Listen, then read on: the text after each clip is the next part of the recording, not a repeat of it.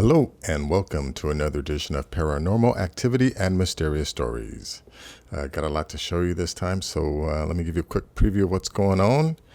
Let's see, let's go to the first one here. First, we're going to have two videos from Reddit showing a couple UFOs. This one is from Oaxaca, Mexico. And then another one, which was a UFO caught on a night vision cam.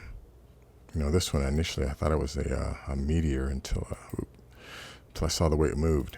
Okay, and then let's see. Got an article here from New England Today Living, Aliens in New York, a timeline of UFO sightings and unusual encounters. It's just a pretty interesting article, you know, that talks about UFOs, at least this one here going back to 1639. Another article from the Patch, and this is 65 UFO sightings reported in New Jersey in 2019 so far. Now, I included this because of, the recent sightings of that UFO in New Jersey, and a lot of people are saying it's the Goodyear blimp. I have my opinion on that. And let's see, another one here from UFO Conspiracies, or the UFO footage.uk. This is a white UFO traveling at 13,000 miles over North Carolina.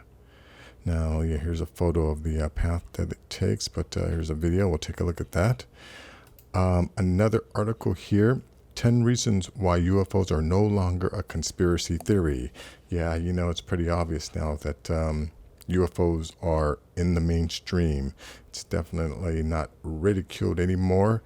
And the way they have been slowly bringing out information, you know, a couple of years ago they talked about water on Mars, and then just recently they talked about microbes on Venus, getting people used to the idea that we're not alone in the universe. And then last is just a kind of an interesting article here about this professor who thinks he figured out how the pyramids were built. And after watching this video, I gotta say, it's kind of convincing. So let's go to the first one here. Now let's see. Let me go large here. Now this video initially was really hard to see. Down here in the lower right corner, you see this little object here. I mean, I think he'll eventually zoom in on it.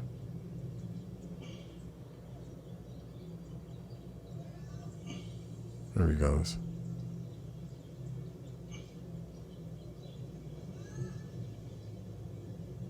Camera's focusing on those, oh, there we go.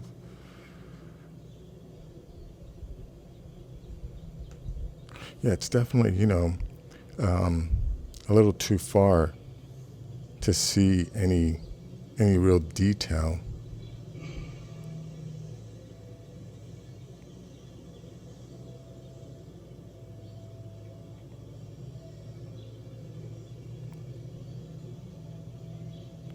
You know, I'm definitely, I'm always more of a skeptic.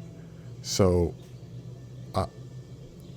thinking, let's see, this thing has been, this video is a total of 7 minutes and 45 seconds, and I'm going to have to assume that this thing has been flying, for several minutes before this guy began filming.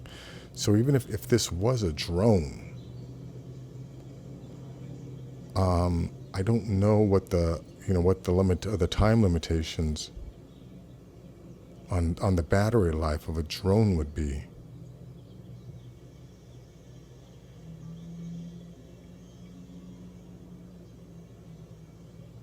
But, essentially, that's all we're seeing here.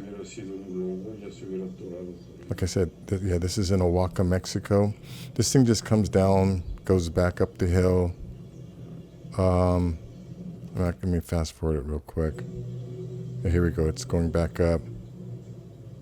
But essentially, it just, comes up. Let's see. Let me fast forward as it goes up over the mountain. You can get a clear shot of it. Here we go.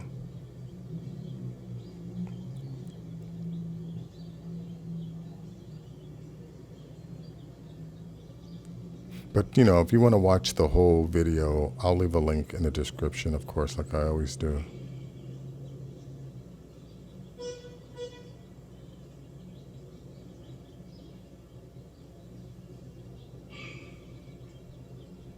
Anyways, you know what? I got a lot to show. This is basically all it does. Comes in and out of focus. It's hard to see, but I'll leave the link if you want to check it out. Let's go to this other one here. Now, this one actually just recently came in. Now, when I first watched it, I thought, oh, it's just a meteor. But then watch what it does.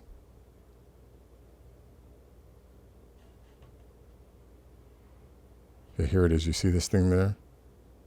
Oop, stops and makes a U-turn. Or not really a U-turn, but yeah, a meteor wouldn't do that. That is not a meteor. Let's watch that again.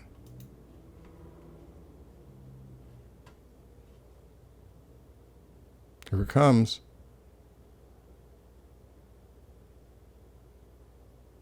Look at that. Now, this is definitely a fisheye lens, so, you know, you're going to get some distortion on that, but that was strange.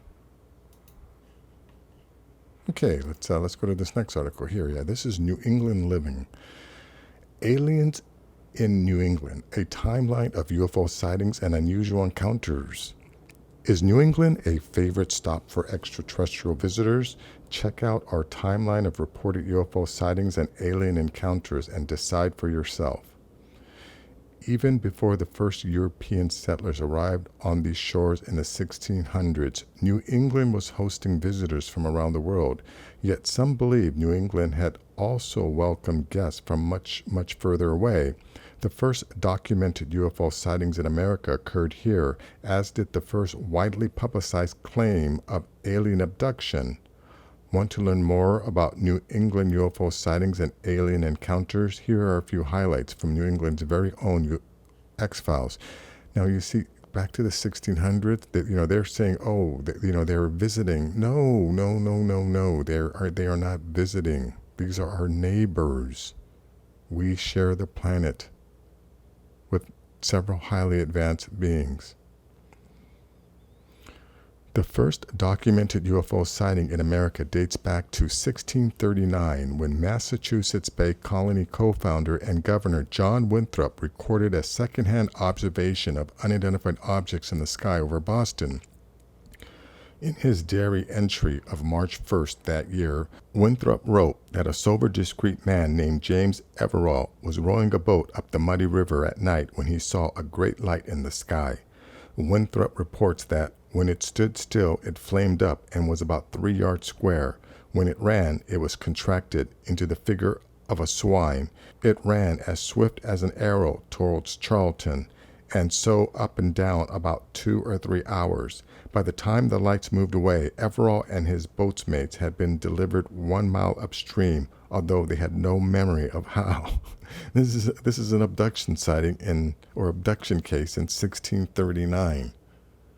Yeah, now people who want to say that the UFOs that we're seeing now recently are all U.S. military, well, was our current U.S. military with current technology, going back in 1639? Oh, unless, of course, our UFOs are time-traveling UFOs. But anyways, yeah, there's a few more stories here. Cynthia Everett, 1808, East Mountain Radar Base, 1961, Barney and Betty Hale, 1961.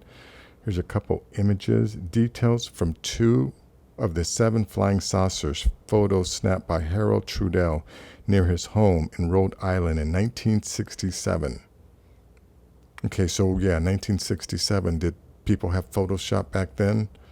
Was our bloated military with all of their technology in 1967 flying around? No doubt. After it's been reported that we have down saucers, and Stephen Greer talks about alien reproduction vehicles, we have these too now, which is, probably what some of these other, like this one here, this could possibly be U.S. military. But anyways, let me go to this other article here. 65 UFO sightings reported in New Jersey in 2019 so far. Read the details. After reports that Navy pilots were encountering UFOs at hypersonic speed, Patch took a peek at the most recent sightings in New Jersey. Now remember, I think it was on Monday or Tuesday, a bunch of people stopped to take a photo of what they thought was a UFO, and people are claiming that it was the Goodyear blimp. Well, my thoughts on that is the Goodyear blimp has been flying around our skies for over 50 years. All right, over 50 years. I mean, when I was a little kid, we used to drive by the or where it landed in Carson, at the Goodyear plant in Carson. So there were, and then throughout the years at all the different sporting events, I have seen the Goodyear blimp. Thousands of people have seen the Goodyear blimp. No, millions of people have seen the Goodyear blimp. And in over the 50 years that I'm aware that the Goodyear blimp has been flying around, I have never once heard of thousands of people stopping their cars or stopping to take photos and videos of the Goodyear blimp. Not once. Out of all the thousands of times that the Goodyear blimp has launched and has been flying around at sporting events, not once have I ever heard of groups of people. Yeah, there have been times, because look, I'll admit it. I've looked into the sky. I've seen the Goodyear blimp a few times and thought, oh, there's a UFO. But as I get a better view, as I see it, as I get closer, I see, oh, it's the Goodyear blimp, and I'm sure other people have done that too, but not thousands of people at the same time. So that's my thoughts on that. New Jersey, UFOs and the possibility that aliens from another galaxy could be sending emissaries to check things out on planet Earth have captivated Americans for decades. New Jersey residents make dozens of reports annually of strange happenings in the sky. Navy pilots recently spoke of seeing mysterious objects with no discernible engine or exhaust fumes flying at hypersonic speeds, which brought the phenomena back into the headlines. So far, there have been 65 reports of unexpected things in the night sky over New Jersey this year, according to the National UFO Reporting Center. Several reports, including sightings in Sickerville and Lakewood, are as recent as last week. The most recent report was June 18th, when a Sickerville resident reported seeing flying objects in groups of 6 or 8. They seemed to be oval in shape and had an orange light or beam, the report said. Earlier this month, 3 reports were made in Harrison. Over 5 days, reports of UFO sightings in Harrison were made on June 1st, June 4th, and June 5th. Now, I'm pretty sure some of these sightings are some of these new drones that they have, and the drones that can fly in formation. But a lot of the other drones, I'm sure a lot of them cannot be explained. And I don't believe that all of these sightings, again, this is just New Jersey, one little city. So far, 65 reports. Let's just say, just a fraction of them. Let's just say 10 of them are actually real. Just 10 out of 65, right?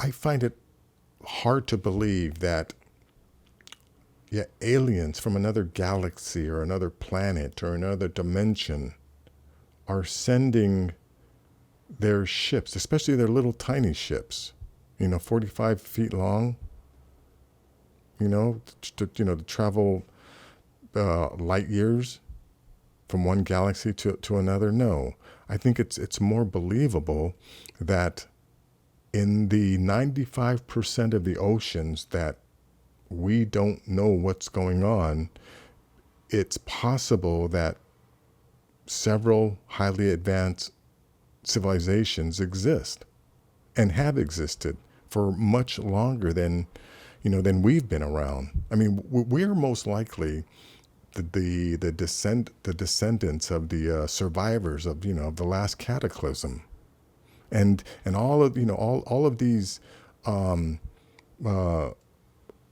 megalithic sites that we see, that these sites like in Lebanon, Baalbek, Lebanon, where these giant cut stones, maybe the people that originally built all of those massive, highly intricate structures, maybe they knew that this cataclysm was coming, and they moved into the deep oceans, and somehow, maybe we were the dupes that were left on the planet, or at least, our ancestors were, and they somehow survived the cataclysm, had to relearn agriculture and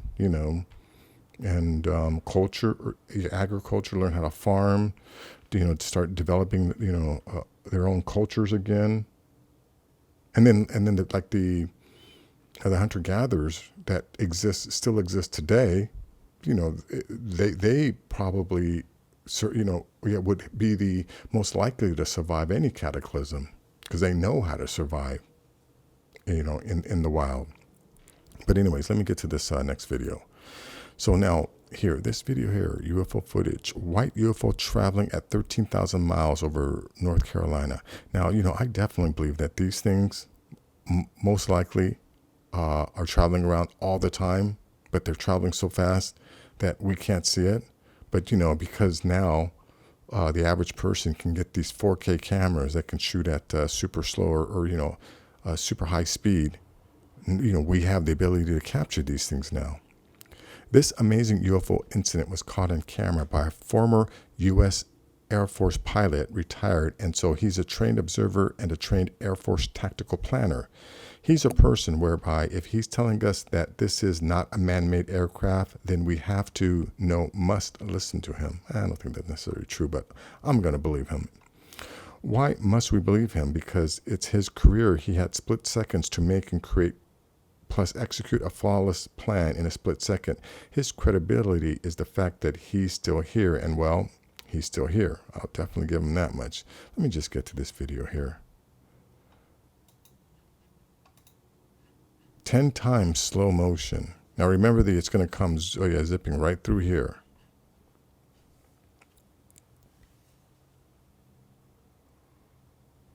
There it goes. There it goes. You see that? Ding. Regular speed. It's going to come right through here. Wow. Did you see that? There it goes again.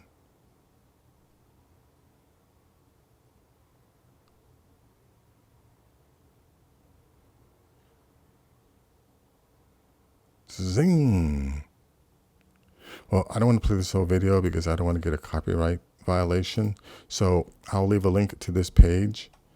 And if you want to check it out, check it out.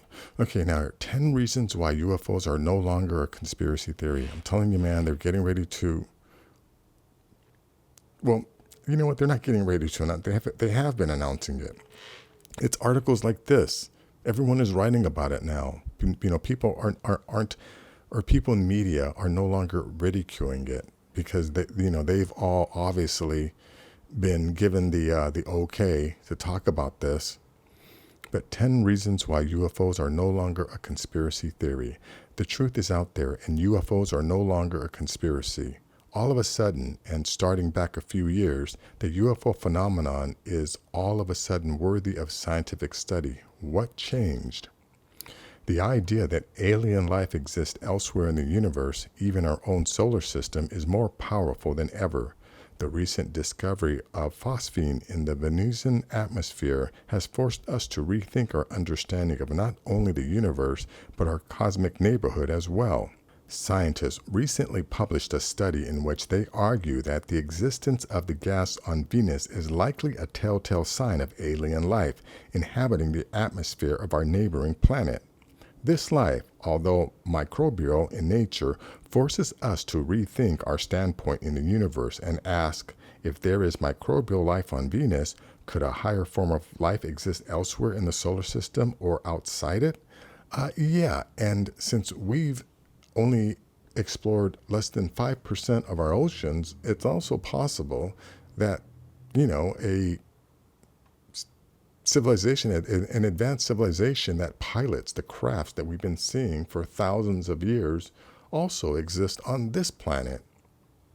And all of these giant UFOs that we've been seeing are not traveling from distant galaxies, but they're right here on this planet. Okay, that's all I'm going to read of this.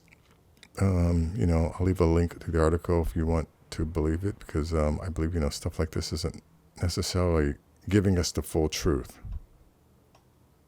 Yeah, and they also have videos. Oh, you know what? Here, check this out. This is the video of the Mexican mass UFO encounter. Now, this video here, video unavailable. Oh, that's too bad. But yeah, you know what? If you want to Google Mexican mass UFO encounter, look for that video on YouTube and check that out, because those were 11 UFOs that surrounded the Mexican Navy or the Mexican Air Force. And you could only see these UFOs in the infrared. You could not see them with the naked eye. Very interesting. Okay, let's go to this last article here from TrueBlog. Now, this guy claims this is how the pyramids were built according to the latest research. The Great Pyramids of Egypt have always been shrouded in an aura of mystery from the moment they were discovered. Their complexity and huge size have caused a lot of controversy in the scientific world about how they were built. The blocks from which the Great Pyramids are built have extremely large dimensions and weights. How did the people of ancient times manage to cut and move millions of huge blocks of stone? One of the most widely circulated theories is that these pyramids were built by or with the help of an advanced alien race, which had advanced technology that used anti-gravity. But according to recent studies, it seems that these pyramids were built by humans using extremely simple and ingenious technology. A team of researchers managed to discover an extremely ingenious method by which stone blocks could have been fused using an alchemical substance called auricart. This discovery totally changes the paradigm according to how the Egyptian pyramids were built.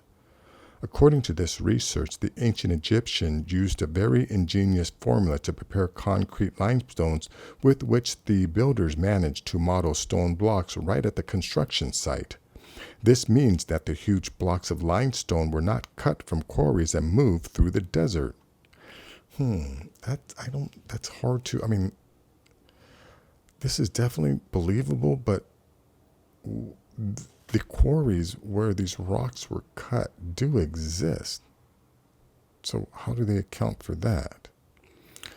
Joseph Davidovitz, an expert in geopolymers, said the Great Pyramids were built using this chemical formula that could turn liquid stone into solid stone blocks.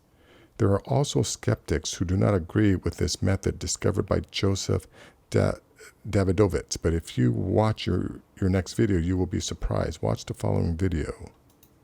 Institute crew cast massive imitation pyramid blocks, or perhaps you should say genuine pyramid blocks.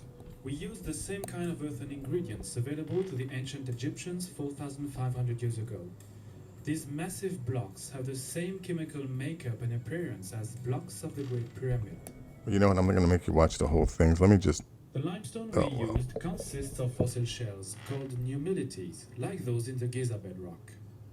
Like in Giza, our French limestone is so loosely bound it doesn't require crushing. But unlike in Giza, it contains no kaolin clay. We heap the cement additives, lime, natron and kaolin clay, near the limestone. The two components will react in the water and build in situ geological glue, which will then yield the hard rock agglomerated limestone. We start making the cement by mixing sodium carbonate, found in Egyptian natron, and lime in 500 liters of water. We then add the kaolin, inherent to Giza limestone, and stir the mix with a wooden tool. We dump 1 ton of limestone rubble into the basin and mix it with the cement. Several days later, water has evaporated from the basin, so we remove the disaggregated limestone for making the block.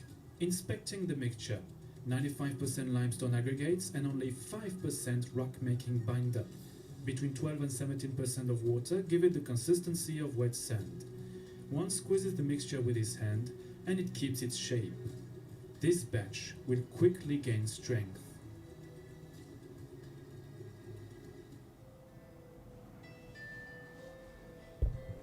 Okay, we're not going to go through this whole process, but let me just jump ahead to where they basically pack everything down. When the climate is warm and beautiful, our crew rapidly produces a re-agglomerated limestone that proved strong, dense, and true to the plant's size and shape.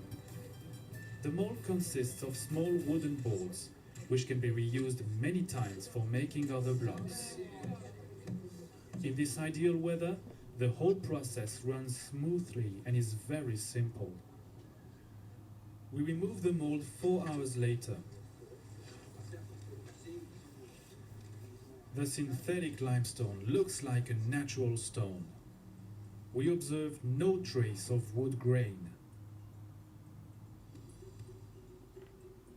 4 blocks have already been made. Joseph Davidovits presents them. The 2 large blocks weighing up to 4.5 tons, containing most water, have given smoother surfaces. The 2 small blocks weighing up to 1.3 tons, the least wet, take on rougher surfaces. When you look at the stones of the pyramid, this is what you see. You see either smooth blocks or very crude blocks. And we have replicated all these surfaces just by varying the amount of water, which depends on the climate, it depends on the weather. Joints between blocks are also perfect. Yeah, those joints aren't as perfect, you know, as and also they aren't as detailed as some of the blocks that have or that do exist, that like Ollantaytambo and even the Egyptian pyramids. Yeah, there's definitely a lot of similarities, you know, with the two types of finishes where you get either the rough finish or the smooth finish. I've definitely seen that at some, or, you know, photos of that at some locations. So, but then again, you know, like I said, I know that the quarries exist. You can go to the quarries and see where square blocks, or, you know, the blocks in the shape of what's currently there were cut out. I don't know. This is definitely something to think about. But anyways, if you like things like this, please give this video a thumbs up. Please share this video. And if you're new to the channel, please subscribe. I'll have more things like this. Take care.